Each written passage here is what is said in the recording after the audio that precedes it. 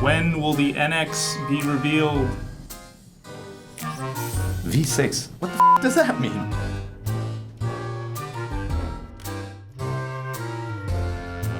Welcome to Nintendo Voice Chat for the week of September 8th, 2016. I'm your host, Jose Otero, and you just missed us asking the Oracle for when the NX is going to be revealed, but you can see that on YouTube, on IGN, or on Snapchat. Joining me this week, Brian Altano. What's up?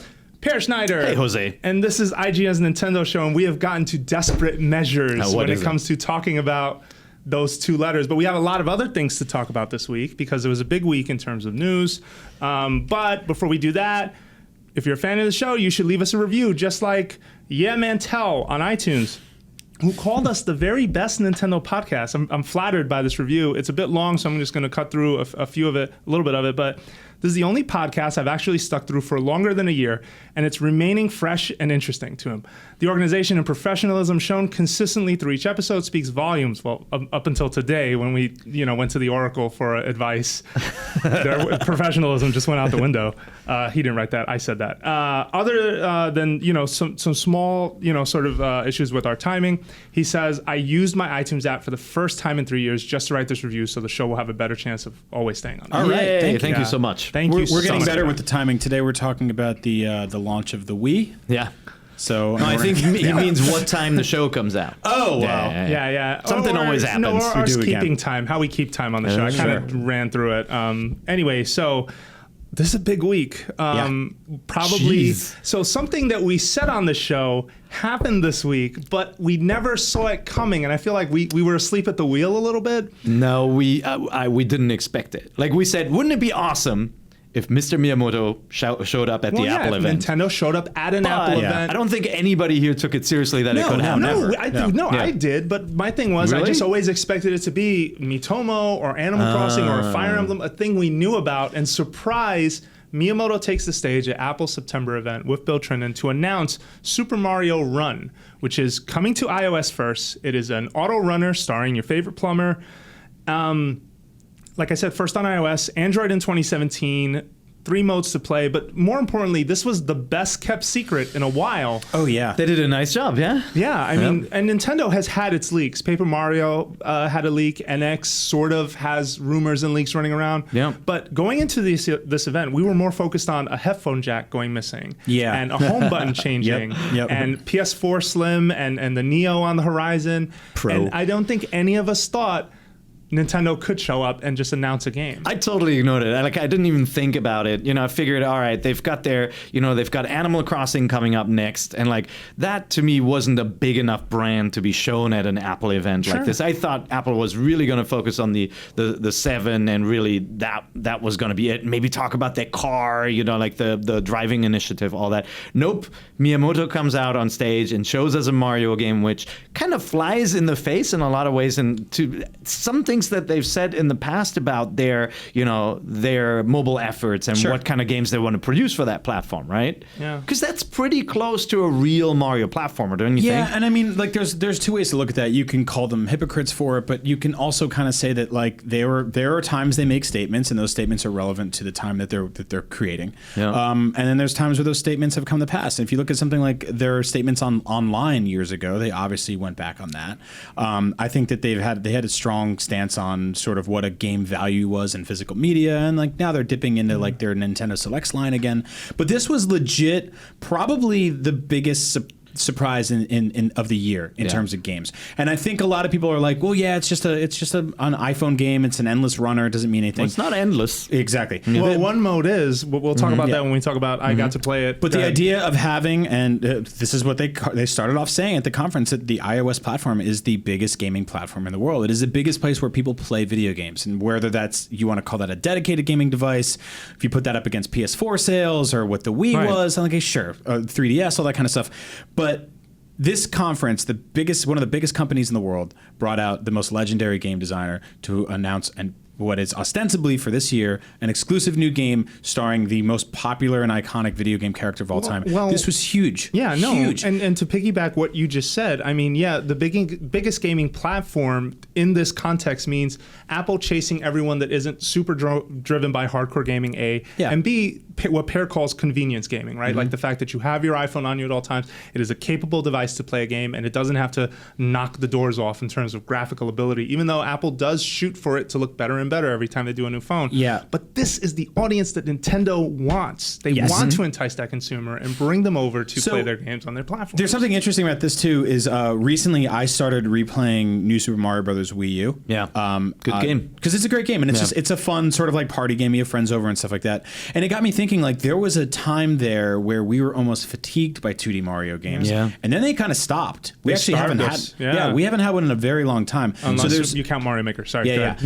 But this is kind of great timing for something like that, because it's been a while. It's a new spin on something that we're familiar with. I think it does that classic sort of Nintendo thing of being very accessible for casuals and then also really awesome for hardcore gamers, the leaderboards thing. But just like real quick, to be at IGN watching this press conference in a room full of gamers who grew up with Mario, standing up, audibly gasping, I said, holy ish. Did you hear me? I shouted because I was like roughly 20 seconds ahead of the mainstream we had playing on a TV. Yep. And when Tim Cook set it up, and then I heard Mario, I was like, they're announcing Mario! And like the whole room, just like, you could hear a pin drop. Also, this was like the first time we've seen Miyamoto on stage at a live press conference in a very long time. I feel like that's not a thing that happens anymore. And an Apple. Yeah, and an Apple. Like a company that has notoriously counter-programmed some of the big gaming conferences here. Yeah. But no, I just think what's cool about it is, like, you can be snarky about Mario jumping to the iPhone all you want. It's a game that would not have performed well on a console. Yeah. And it's a game, if it had come to 3DS, where some people would have complained, because one-handed gaming is not a thing on these devices. But it's incredibly fun and convenient to do that on your iPhone. Yeah, you talk a little bit about the one-handed gaming thing that you heard, right? Like, well, what's sort of the way people prefer it? Because some folks are balking at portrait mode. I want to hold it sideways. Yeah, no, in portrait mode, I mean, like, ask any mobile gaming company, they will tell you people watch video content and play games in portrait mode much more. Even people who are accustomed to playing console games or handheld games outside of the iPhone. It's just how you hold this device. And if you design the game around portrait mode rather than making it an option, I think you can have some pretty compelling gameplay too. Yeah, I mean, just think of the verticality. Yeah, right? Everyone at this table has a very large phone. Yeah. Right? We have huge phones. I watch video on mine sideways, but in terms of like playing games and stuff like that, I am what they described yesterday, where my arms up holding onto the bar on the train. I'm going into work. Yeah. I'm eating a sandwich. Yeah. Whatever it is, all the different things. I don't think you're eating just as you. Oh, not on the train. No, God, okay. no. I saw crumbs everywhere. Like I'll be cooking at home, and I'll have like my left hand will be holding my phone, my right hand's like stir frying, and I'm looking up a recipe. Wow. Like it's how you play in Pokemon Go. If you're playing that, it's how you walk around the house when you're sort of consuming certain types of content. Right? If you're watching YouTube or if you're doing something else, and that's not watching on TV. That's what you guys are hinting at. I totally agree with, and I think it makes a lot of sense. This is not them starving 3DS or Wii U owners of a game that they could have gotten, because I think, let's be honest, like if you had gotten a 2D Mario game on your 3DS or Wii U that took one button to play, you'd be like, this is nonsense. Well, remember, Yoshi was like that. Remember? Yeah. Yoshi popping bubbles with your stylus. But you are getting that? a Mario Maker game this year, whether or not you're on board with its sort of weird placement, right, in terms of what you can and can't share, and if it connects online or if it doesn't. But you are getting something that could potentially be impacted by this game on top of the other two games they already have on that platform. But still, I just feel like it's a great companion. I think it's an awesome move. I'm excited for it. I don't think it takes anything away from the other games, because they inherently in the other Mario games, you turn around and go back to a secret, whereas this game is very much designed around the always forging ahead, running forward, and seeing something, and then in the next trial getting to it. Right? And you know what else was designed like that? Super Mario Brothers 1. Nice. It's been like that. That game locked you out of going left when it moved too far right. If you missed the secret, you tried the level again. But and you did take your time. The rules were set 30 years ago, so I got to play it. There are 3 modes, and they talked about this on stage, but let's just recap. World Tour, which you're doing your standard Mario campaign. Oddly enough, while Miyamoto was giving the presentation, there were 6 worlds shown with 3 levels and a castle stage per world. Okay. Don't know if there's more, if you can swipe and find more, just saying that was what was visible. Toad Rally, which is sort of a passive competitive multiplayer mode where, so this is where things get interesting. You have a friends list that does not sound like it is just something you're building in Super Mario Run. So talking to Miyamoto in an interview after playing the game, he said that you're going to be able to pull your Miitomo friends into Super Mario Run as part of this leaderboard thing. So you're going to see people on this, they're going to basically present you with a list of people you can compete against. And most of them, it sounds like most, if not all, are within your skill bracket. Right. And your friends' names will appear around it as well. And you'll be able to either challenge a complete stranger who is close to how good you are, or go up against Pear, or go up against Brian, or your friend, and play against them. So this thing's connected. So it's not using Game Center, which is, I think Apple's kind of moved away from. They don't push it at all. That thing is, I don't even want to get started, but they made it sound like My Nintendo is the thing that's driving everything. And if Miitomo is that piece, that I find that is an interesting move. But it's also going to be a pain for people who added just a ton of folks to their Miitomo list. Someone at this table may have done that. Yeah, me too. I was blocked out of Miitomo for 2 weeks because of that. Yeah, all the Facebook That's right. posts. So then the last mode did not. But are you worried that means there is no broader connection with your online identity into it, or do you think they'll open that up and connect it all? Because I may want to have my Wii U friends on my phone rather than a Miitomo set of people. Your Wii U friends, sadly, you think they'll be? I think your Wii U friends and your 3DS friends locked. are forgotten in this transition because I think that Nintendo, from what I can tell, and this is just me looking at how they've been talking about this and not talking about certain things, I think My Nintendo is leaving Wii U and 3DS behind. I think My Nintendo is the future for a smartphone and an X. That is where this seems to be going to me, because think about it. My Nintendo came out with Miitomo when Miitomo hit the App Store when? That was March of last year. Or this year. Since then, has your Wii U or your 3DS been updated to in any way reflect or incorporate My Nintendo in a more direct way? No.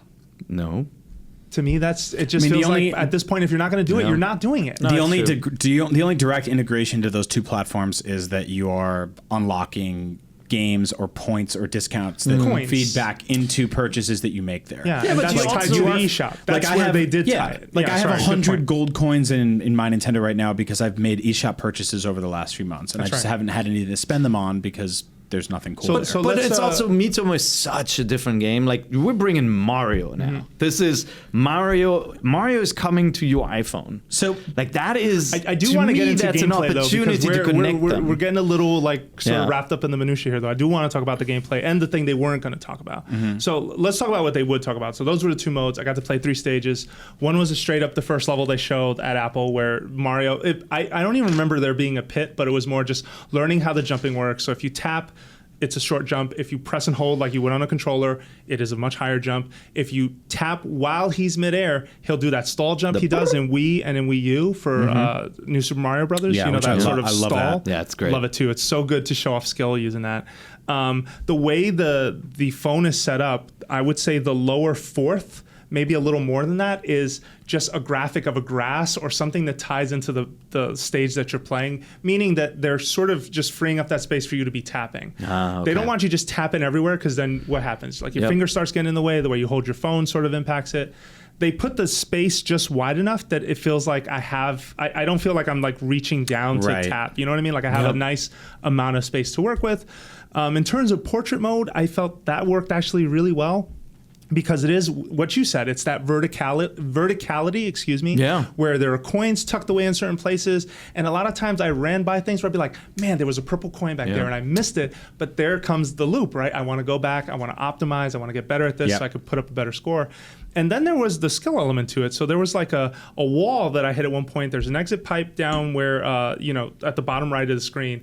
And there's a block that if I use the wall, I can zigzag up. So there's a purple coin behind this hovering block in the air. And if I did the wall jump, if I just did it standard and landed, I would land short and Mario would just run to the right, because that's his job. He does not go left unless he's standing on a special type of block that will allow him to do a somersault backwards. So it's not He doesn't just automatically run left if he's facing left? No. Okay, he will for half a second and just turn around. He will completely flip about face the other way. Okay, because that's kind of the difference between that and something like Rayman Jungle Run, or have you played that? Yeah.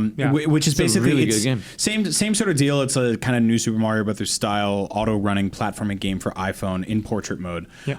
Actually, no, you can play that. You can play that horizontally, and that's one of the things I was wondering about, because I was looking for Nintendo's sort of own spin on the way that would work specifically, and I kind of like what you're saying there, because I think that differentiates it. So there are special blocks that influence how you jump. So if you, for example, and you saw this in the trailer at Apple II, where if Mario was running over a set of blocks that have an arrow facing the other direction, when he jumps, he will jump in the other direction. Now, I kind of wonder, too, are they going to mess with us and do, like, Galaxies type stuff where he's, like, upside down? Or where they're going to do, like, weird power-ups? They didn't show anything outside of the Super Mushroom. That stuff remains to be seen. We saw him, like, on those, like, overhead, like, things, which is, like, really interesting, because you don't... I mean, very Donkey Kong country. Yeah, it's very Donkey Kong. There was some stuff like that in New Super Mario Brothers Wii, where those like kind of jungly levels where with the poison on the ground, where he's holding onto the stuff. Also, I love the somersault. Like, he just smaller enemies, he will just like do parkour moves right over them, which is something I've never seen before. And I just wonder if that's just a consequence of being the auto runner, or is that something you're thinking of playing around with even in the mainline games? Because it stood out to me. It looks very acrobatic. It's Mario moving like you've never sort of seen him before to an extent. To me, it's not quite the degree of what, like, think of Donkey Kong 94, right, where 2D Mario was the most agile thing like you'd ever seen. The best Jackie Chan video game ever made, basically. You had that again. You had that shades of that here. So the last mode they're not talking about. I played Toad Rally. I beat Hideki Kono's score, and they set it low enough. It was just sort of getting the experience. When you win a competition in Toad Rally, your Toads, you basically impressed a certain number of Toads when you played. So let's say I impressed 3, you impressed 10 on your way to. By the way, it's an infinite runner there. Right. It's a set time, but the idea is it's not like a regular World Tour stage where you have to get to the flagpole. This one will continue going as long as there's time on the clock. So it continues for a while is basically the idea. You don't run out of territory the way you would in a normal stage. And the idea is that if I win, if you beat me, so you won by a score of 10 Toads to 3, my 3 Toads that I got will hover over to your screen, and they go over to your customizable Mushroom Kingdom. That's the aspect of the game that they are not talking about right now. The one thing they would say is that the main Mario game, so like it sounds like Toad Rally and World Tour, are being handled by obviously Mario vets, more specifically Takashi Tezuka, who is the old school Nintendo. Yeah. And then the customizable Mushroom Kingdom, that's Hideki Kono's assignment. Wow. Kono is the world map designer on Super Mario World, and he is more recently, and we talked about him before on the show, as being Mr. Nintendogs and Mr. Mario Kart at Nintendo. Yeah. So this is his project at that point, and they don't have much to say about it yet. That's really interesting. I mean, there are a couple of things that I'm thinking about. One is, oh God, you have some of your star designers assigned to this game. What's that mean for your NX lineup? Right. Like there's always that in the back of my head, but hopefully they are acting as supervisors, because the games do take a lot of kind of design elements from the existing kind of Wii. Right. I was going to say they're lifting assets from pre-existing games. So I would throw out there that guys like Hayashida and Motokura, guys who co-directed Mario World, and guys like Koizumi are nowhere near this thing. So remember, there is a 3D Mario team at Nintendo, and there is a group of veterans who are the 2D Mario guys, with the exception of, to my understanding, the Mario Maker team was a younger set of directors. Yeah. And then the people actually doing the coding, I assume, for mobile, it's probably a different team too. Like they probably brought in more mobile specific developers. We know that partnership, obviously. Yeah, so I wouldn't worry about the senior team, just because I think that the 3D guys are working on the Mario NX thing that hopefully is going to blow your mind at E3. That was my takeaway from that thing. And then the other thing, well, if the NX really is a device where you take off the ears and you have something that is akin to a tablet, will they consider adding these challenges as an add-on mode, or even as an a la carte game that you can download, right? I mean, it is being designed as a one-handed gameplay game that you hold like this.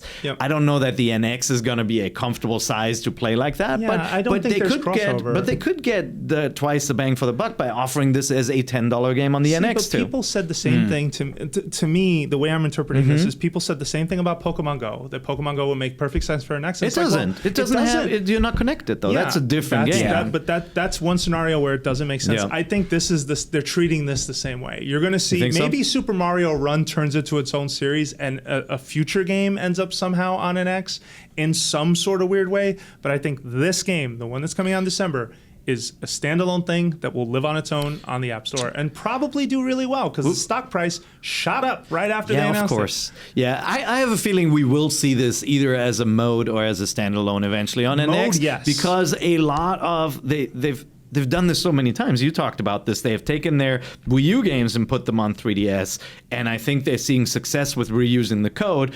Now they have a second platform in addition to the NX again that they have to worry about. You don't want to start setting up the expectation of charging people for the same game twice, and I think NX is a move to get away from that. Yeah, no, that's true. I think that Nintendo is going to keep the price of their games high. Like, that's just how the company is. But I think the days of you're going to buy it on 3DS and you're going to buy it on Wii U and you're paying twice, I think they're letting that go. Do you think so? Really? I do. I haven't heard them say that. I think you're going to. I don't think that'll ever go away. Hang on. You're confusing what I'm saying. I think you will pay for your virtual console version of Mario 3 and Mario 1 and whatever again. But I think the idea that you're going to pay for Super Mario Run on iPhone and you're going to buy Super Mario Run on NX, I don't think that's the scope or the idea that they're going for. Yeah, no, you could be right. It could be, we've seen, remember the old DS, like Mario 64 had all these like additional challenges that were packaged with it, kind of like sorry for making you play this old game again, here are all these new challenges that use the touchscreen. Like they might do something like that with a new Mario game. With the mode, I think you're absolutely right, because take even like NES Remix had an auto running Mario stage in it. I think that you can go that direction. If they sell this game on iPhone, which they will, we don't know what the price is yet. We know that's not going to be. There's a free version of it. They've said free to start. Yeah, free to start. And then you have to pay. I think it's going to be $10. I think so too. I'm between 10 and 20. Honestly, really? Yeah, I am. I think, and the thing that says that to me is just the number of modes, how much effort they're going through with this, how they want it to be a one-time stop, buy, you're not going to pay for it again, continues to be the messaging on this thing. Yeah, I mean, so I think that says premium. I'd like to see up to $20. I would like to see the success of a higher tier. I know Square Enix does this a lot, where they'll sell like a Final Fantasy game for $17.99. But then it's a bad port of something. Like it's somewhat shoddy or port of something. I mean, regardless of quality, the idea of being this old school video game company that comes to the iPhone store and sells a game for $30. I mean, Sega is selling classic Sonic games for $2.99 each. That's the price point that they've landed on for what they consider to be their legacy line. I think Nintendo's going to come in somewhere between $7.99 and $9.99 for this game. Really that cheap? Yeah, I think because I don't think that's cheap. I don't think that's cheap. I think the average consumer is going to look at that and go, well, there's like Leps World and Super Marino Brothers or whatever the hell. And those are 99 cents or they're free. Awesome. So tell people about this, because you did a great skit on Up at Noon that people should watch. We did a quick feature today on Up at Noon, which I think we're going to break out that video today or tomorrow, of just sort of saying, this is based on a tweet I did yesterday about how like Super Mario is coming to iPhone. There have been Mario clones on the App Store for a very long time now. So I capped the list off at 12, but I found around 30, like 33, and they're all shameless. It's amazing that Apple doesn't catch it, because some of them are like, Super Marino Brothers. They might now that they've got a partner in Nintendo. Jeez. Yeah, and I mean, the rule set I was looking for was they have to have some sort of recognizable Goomba-style characters or Koopas, or there's question blocks. It's a 2D platform. It's not just like, you look at Flappy Bird, right, which completely lifts the sprites of the pipes from the original Mario Brothers game. I wasn't looking for that so much as just like, here's a left-to-right side-scrolling game. With a guy with a hat. With a guy with a hat, usually, or there's a cartoon stereotype of an immigrant. Like this, I found one called Leps World, which was based on an Irish guy instead of Italian guy. So stuff like that, it's all there. But the thing is, to the average person, I think if they go onto the store and they see something that's $9.99, that's going to be a tougher pill to swallow than something that's $5.99 or $19.99 is going to push it. Now we'll pay for it because we're used to paying. I think $15 it would be the highest this thing goes. So I'm going to say that here. I mean, it's the thing. $15. That's Nintendo, right? And Nintendo's earned that because we know that they're going to put out an incredibly high quality game. Yes. There hasn't been a 2D Mario side scrolling game ever made. And that's not to knock your Deus Ex Go, your Tomb Raider Go, your Hitman Go. Your Rayman. There's plenty of your Rayman. It is just to say that Nintendo has definitely been that company that said these games have a value. It takes a while to make this, and it costs money to make this, and we feel that value needs to be represented. Well, they're the only company holding that line. But it's like saying, Square Enix / Eidos are still charging a lot compared to other guys. But they came down with some free-to-play stuff, and they've changed their tune. If Rayman Run is $2.99, and are you telling me that Super Mario Run is worth 6 times more? Is it 6 times of a better game? Like, that's the consumer decision that they're going to have to leave in people's hands. I think the franchise is so much bigger. Mario is so recognizable. Yeah, every kid is going to recognize that character. Yeah, but every kid has. Not every kid knows what Rayman is. Not every kid has $20. Every kid has. No, but they got a parent that's got $20. Yeah. They have a parent that has 6. Yeah, or 3. Maybe that's true. Sorry, parents. I hear you on that. Like, if my kid said, "Hey, I want to buy this game," and I wasn't into games, I'd be like, "Screw that! $20 once you play this one. This one's free." We dealt with that, I'm sure. Yeah. You got stopped at the door like, "Hey, I want this game." No. Oh yeah, all the time. Yeah. I mean, and games were stupid expensive when we were kids. No, I never did. I bought Echo the Dolphin for $85. I think I mowed lawns for 6 months for that garbage game. Much? I know, because games were expensive back then. That's good. So I don't know. I think that like if you charge $3, $5, $10 for it, you're gonna sell to more people than if you. It's the guppies and whales thing, which is that people who are familiar with the iPhone store know about that, or apps in general. You can sell a lot to people who will spend $1 or $2, and you can sell less to people who will spend $20, but they're hardcore users. I think they'd be smarter to get it to millions of people who will spend $2 or $3 on it or $5 on it than a million people who will pay $20. Because ultimately you want as many reviews as possible. You want to top the charts. But what I was thinking yesterday was like we were looking at an iPhone store, an app store that by the end of this year could be completely dominated by Nintendo and Nintendo-related properties. Yeah. That's crazy to think about. Not quite this year, but it sounds like next year, right? Like a lot of games are slipping into next year. I want to get into that. Yeah. So lastly, just a quick prediction on when this is coming out. So first, the messaging was holiday. Second, I think in a press release, it was December. Yeah. I'm calling that the week before the holidays is a really important week for the App Store, because that is basically the week before Apple kind of shuts down and basically features games and just stops. That is a big week because the following week, the store doesn't get updated and you're the first game people see. Yeah. If you want it to be the hottest game on the App Store, and companies fight over this week, this is in terms of trying to get featured placement on the App Store, it is the week before the holiday. So let's see. And if it's iOS first, sorry, Android 2017, I feel your pain because I switched just a month ago and I'm already, I could get an iPad, whatever. I can play this game. It's on iPhone and iPad. You don't have to be locked into Apple's iPhone ecosystem if you're already an Android user. But if you don't own an iPad, you're definitely going to be waiting a little bit. Yeah, I don't think they're going to have to worry about placement on the homepage. No, but it helps. Well, it helps when you bring... Except when you're Pokemon Go. Well, it helps when you kick off your conference with Miyamoto. I don't think they're going to have to come hat in hand at the end of the year and be like, hey, can you feature our stuff at the top? I don't think that's how this happened. I think this is how you get that exclusivity. Apple says, absolutely, we will give you that placement. But I mean, for the average app, and I think like something like 300,000 apps launch a week or something stupid like that.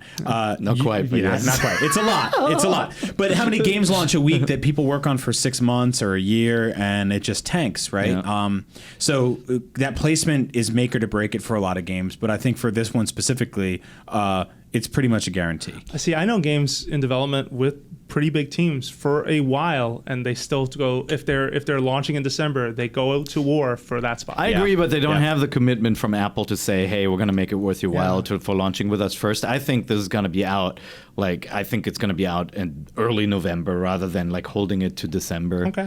We'll see. Just because also I think Nintendo wants some money. Yeah. I mean, they're not selling well on the console front. They need to recoup some of their investments too, and they want to make shareholders happy. They got to get it earlier in the quarter. What Jose is saying is true in terms of a kid getting a gift card. I mean, even if you just get a gift card, you don't even get a new iOS device for Christmas or you go to the store. You go to the store and you spend it, and you want to burn through that money as fast as possible. The impulse purchase is very powerful on iOS. So we're going to move on to that Nintendo has shuffled its mobile plans. So as part of these announcements, smaller things started to come out from this.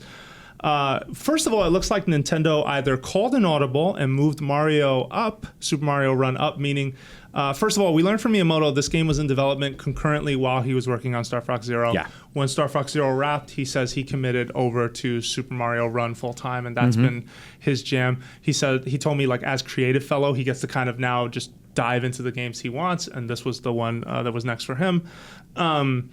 So we don't know if Nintendo called an audible and pulled this thing up, or if it was always part of the plan. And I'm not quite sure which story to believe, because I haven't seen enough evidence either way to make the call. Initially, when I heard about it, I was like, wow, that's really on the nose. I mean, it is literally Mario. This is not like some spin-off where, like, you know, you buy donuts from Mario or something. Pokemon like a Shuffle, like that kind of thing. It's not a spin-off. It's not a puzzle game. This is Mario. And like, at first I was like, that sounds like an about face. Like they changed their plan and they said, you know what, screw it. That old strategy of creating these spin-offs to market our other titles is out the window because we don't have any other titles yet. Let's do a more or less full-fledged Mario game. Right. But then I was like, you know what? No, they had to have been thinking about this for a while. And like that is what an iPhone audience, actually a mobile phone audience wants. They don't want the cooking game. Yeah. They want a runner. It's what investors wanted. It's what diehard fans wanted. It is that thing that I think someone internally maybe realized, hey, this is a big deal. We should keep this a secret as long as we can. So I think they pulled it forward. I think the success of Pokemon Go has raised expectations from people who want to see Nintendo succeed on mobile faster, and like that's the one franchise that's going to have the most impact, more than the Animal Crossing Thank game. you. I was waiting for you to say that. I actually think Animal Crossing is probably closer to being done, just based on the weird movements of updating the 3DS game. Like all of that is just pointing towards them having some sort of connection, but who knows? Yeah, and we're going to find out. So Animal Crossing and Fire Emblem, the new messaging is they will be out by March 2017. So basically, that means to me Fire Emblem got pushed. Animal Crossing, probably 2016. I wish I'd asked about it. I just did not have time when we talked to Miyamoto. And then Nintendo, looks like Nintendo cut one of its mobile games because the commitment last year, or when this initiative was announced, was 5 games by March 2017. Right. Now the commitment is 4 games by March 2017. So somewhere in there, one got cut. Their messaging, so this is in an email to Time, quote, we've consistently stated a plan to launch approximately 5 mobile apps by the end of this fiscal year, including Miitomo. I think this is a Miyamoto quote, by the way. Given market conditions and the development process for each title, our current plan is to launch 4 mobile titles in that period. Yeah, so Legend of Zelda Battle Dungeon has probably moved out of that list. Oh, no, it was definitely later into Metroid. 2017. It's definitely Metroid. You think it was Metroid? It's already been a rough year. Yeah, we have a Samus amiibo lying... we fixed that. Okay. Yeah. I mean, so this is now the strategy. I don't think there's anything to glean from this on what's going on with NX or not. I think NX has its own plan, its own route. If you're looking at this announcement and going, well, maybe they're delaying it or maybe they're moving up, I think you just better hang on to the ride, kids, because this roller coaster, it ain't over. Like that's pretty much it, right?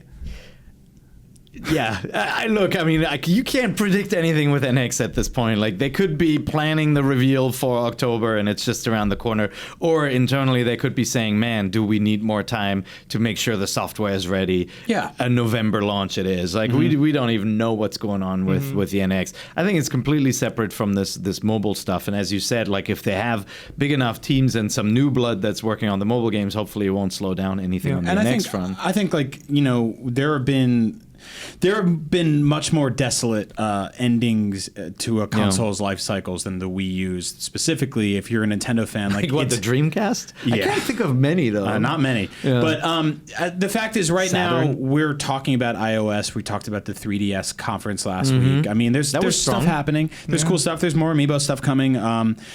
Zelda stole the show at E3. Like, there's enough up in the air that we're sort of like. It's not just we're not all betting everything on like what is the NX, what is the NX. But you're right, and they stole the show this week by showing up on that stage. Yeah. And I think the last thing for me before I turn it back to you is just that I think when Nintendo first announced this smartphone thing, the cynical side of either the audience or commentary said they're not going to try. There's no way they want to hit big on mobile. And I don't know, whatever you think of Miitomo or what it was or what it is, I think there is plenty of evidence to suggest, as of today, they are trying. Yeah. When they're saying veteran talent, they are trying. Look at what Pokemon Go did for the franchise. Look what it did for the Spotify plays of the Pokemon Go theme song. What it did for the used game sales of the classic Pokemon games on eBay. What it did for excitement for the next round of Pokemon games, the actual 3DS ones. that's where you got to play these days. You got to go to a big audience like iOS, and you got to reach as many people as possible, and that gets you right back in the zeitgeist. And I think it's important to do that. And if they can do that and then still put out a Mario Maker game that's like a hardcore classic, traditional 2D platforming game that you use buttons and a D-pad to play, but on the same hand, do a brand new, more casual Mario game that still services hardcore players and gets everybody excited about the franchise again, then do what you got to do. Yeah. All right, let's take a quick break and we'll be right back. Listen. Jose Otero here with Per Schneider and Brian Altano, who is casually sipping his, what is that? Chugging water. Chugging water. All right, so... what a gross... Ooh, what is in that? All right, okay. You don't have to chug water to read a pair of awesome PAX previews brought to you by Andrew Goldfarb, who was over... Great segue. Thanks. Over at the show. And no, it's never as bad as the Liguri segue. He played Paper Mario Color Splash. He played Mario Party Star Rush. He liked them both. Hold on. He really loved the lemons. He loves the lemons in so Paper Mario Color Splash. I've seen that headline a couple of times now. It's like, you will never see better lemons than realistic. Yeah, really? And then I watched the video. I'm like, yeah, those are pretty cool lemons. Great lemons. They squirt lemon juice into the eyes of the enemy. And not only that, it takes away from their color saturation, so it like leaves them stunned. It's hilarious. You should check that out. It's fun. The over-the-top battle animations are really fun. Like the fan and everything. What's the cat called? That Neko cat, whatever? Oh, the Maneki Neko? It's the begging cat? Yeah. It's just like a rocket. It's like just flying around the stage. It's ridiculous. Okay, so there's some Pokemon news this week. We're going to let, obviously, IGN has a dedicated Pokemon show for that, so we're going to let those guys go over the hardcore Sun and Moon stuff. And there were some cool announcements there, but Go Plus... almost out. Yeah. So let's go one step at a time. So Go Plus is coming out next week. I think they said September 16th or the 15th. Yeah. I'm fudging the date. I apologize. But on top of that, Apple Watch has Pokemon Go support. You can visit Pokestops. You can hatch eggs. You can check out your team and your level. So I don't know why you would check your team, though. Aren't you always the same team? Or maybe they just mean your battle team. Unlike the smartphone app, players can not catch Pokemon on Apple Watch, but they can see what Pokemon are nearby. Yeah. Convenient. But it's a weird target. I mean, Apple Watch sold to a very specific audience, and I don't know if that is the core audience that really cares about Pokemon. Yeah. Like I think kids really care about the walking stuff and getting the 5 to 10 kilometer eggs and all that, which the Apple Watch solves because your phone freaking drains, right? Like it runs hot even with the screensaver on and everything. Yeah, I think it's battery saver. I think if it keeps you from just walking around with your phone in your hand, and the thing is, you need an iPhone to have an Apple Watch. Yeah. So one goes with the other. So I think it's that's true. It's a cool sort of like, a secondary service to what they're doing there. I think they're showing off that the new Apple Watch is more powerful because the first one really had problems running applications, right? And I mean, what game worked on the Apple Watch that you can remember, and you owned one, right? No, and I owned one for a while, and never got really into anything, playing any kind of game on it. Good for email and for telling the time and reminders and that just kind seeing of stuff. how many steps you took a day. And the fitness their focus is fitness, and that's where Pokemon Go comes in because you do hatch the eggs and walk a little bit. Well, and they added, just the last part, fitting into fitness. You'll be allowed to players. No, stop it. Players to start and to work out and show how much time they've been exercises, calories burned, distance travel, and items collected. I think that's convenient.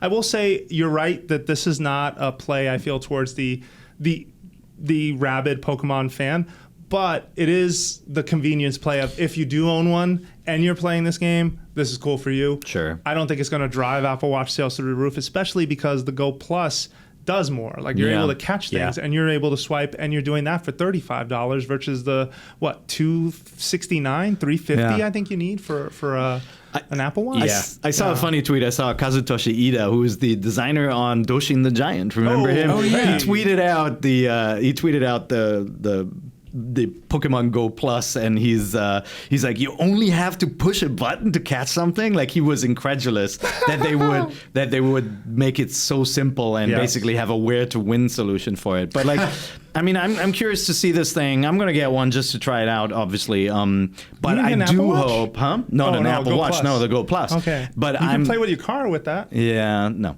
But I'm hoping there's a software update to actually add something new to Go. Yeah. Right? Because we are at this point where it's like, you forget that it exists. You know, you're not that excited about finding yet another Pidgey. Well, I don't have the story in here, but there's a buddy system coming, and that's a big deal. I missed that story, so I apologize for folks wondering, well, you didn't talk about that. I actually missed it in my notes, but there is something coming that could get people excited. What I'm saying, I hope it lines up with the Plus release, and that something new is coming out when this thing goes to stores, because otherwise people are like, am I going to spend money on something? Am I still going to be playing? And if you get this excitement level of there's all this new stuff or even new Pokemon released, then but I mean, does a free to play game really go away? Well, yeah.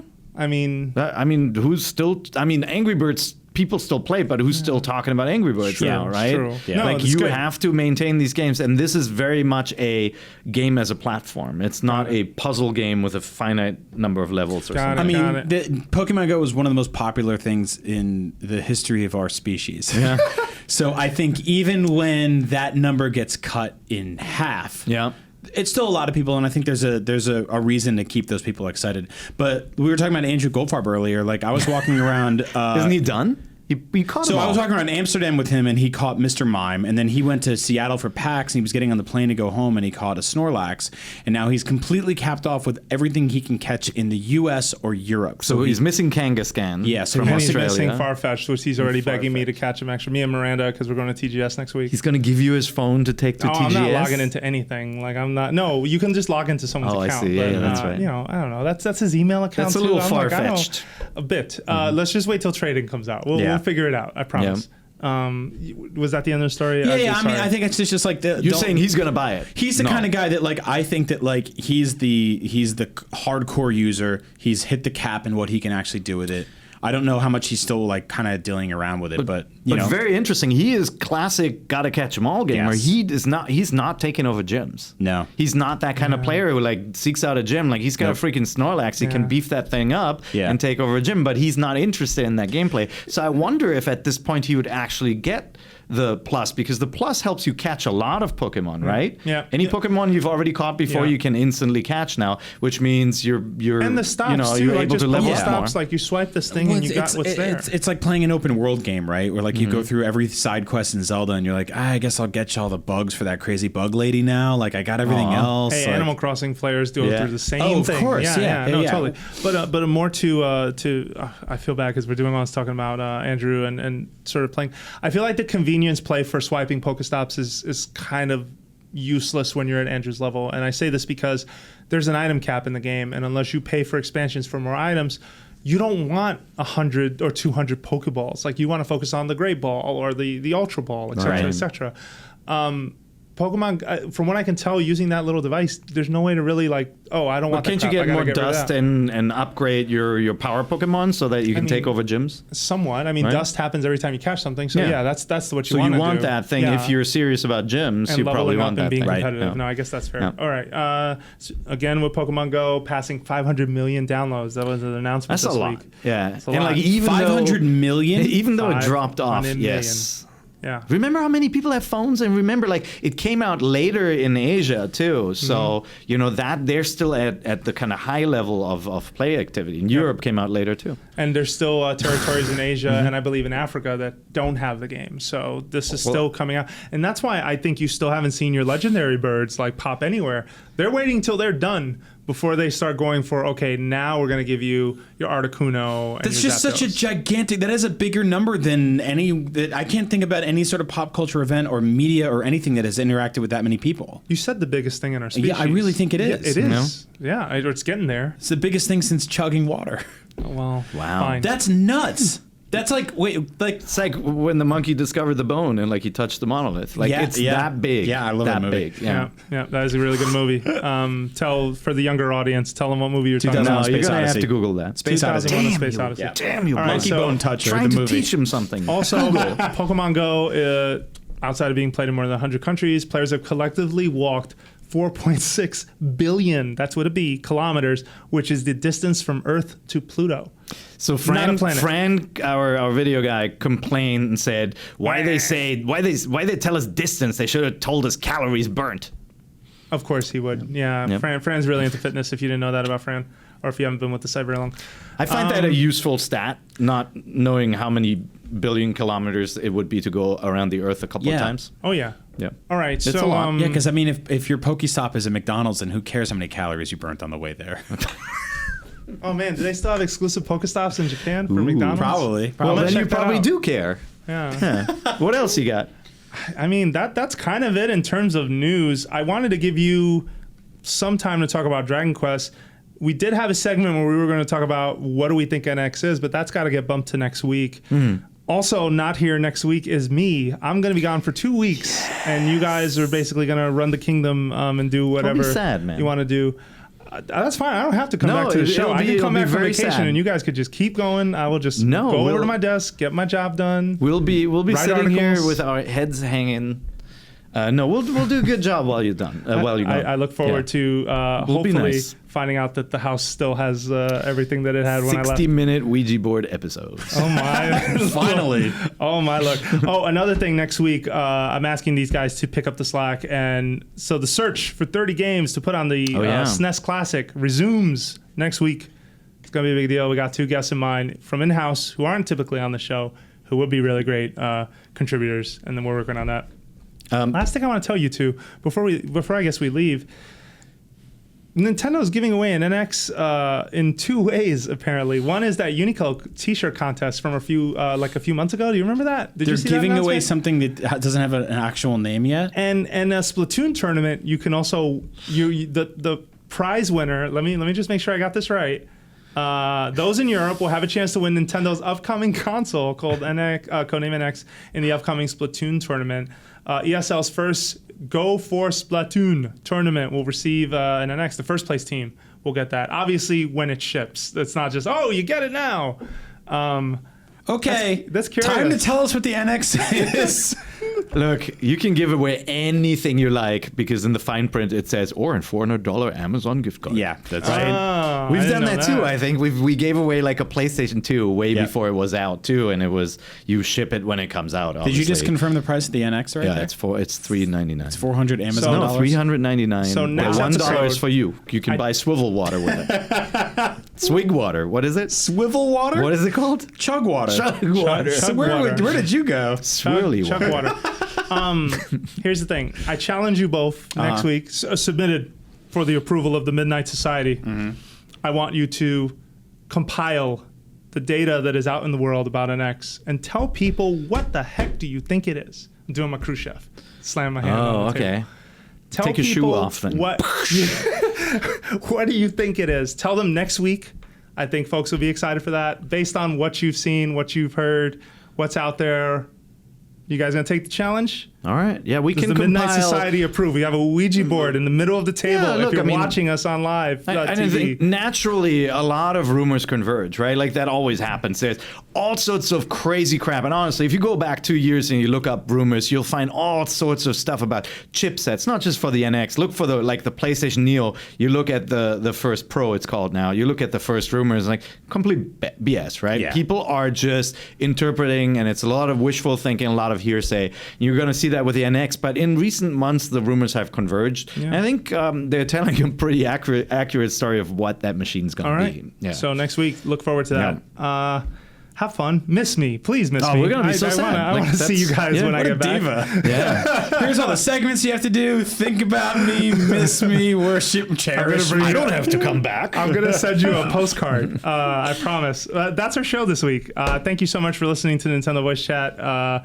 We are a weekly show on IGN. We've got a bunch of cool content. Check out everything we have about Apple and Nintendo's announcement yesterday and Pokemon Go and Sony's announcement. It was a big day in video games yesterday. A lot of things happened. Let's see. What am I missing? I guess you can leave us feedback. Head on over to iTunes. Leave us a review. We read them on the show. We read them regardless, even if you don't make it on the show. We always appreciate those. And lastly, you can email us at nvc@ign.com. Sorry, I had a moment there. Let us know what you think of the show. It's always good to hear that. And look forward to Per and Brian sort of driving the ship next week. Oh, it's gonna be such a party. Oh, I can't wait. What are you wearing? Nothing. Yeah, that's what I was thinking. And there we are. You can find us on Twitter. You can find Brian Altano at Agent Bizzle. You can find Per Schneider at Per IGN. You can find myself, Jose _Otero. Thank you so much for listening, and we'll be back next week with more Nintendo Voice Chat.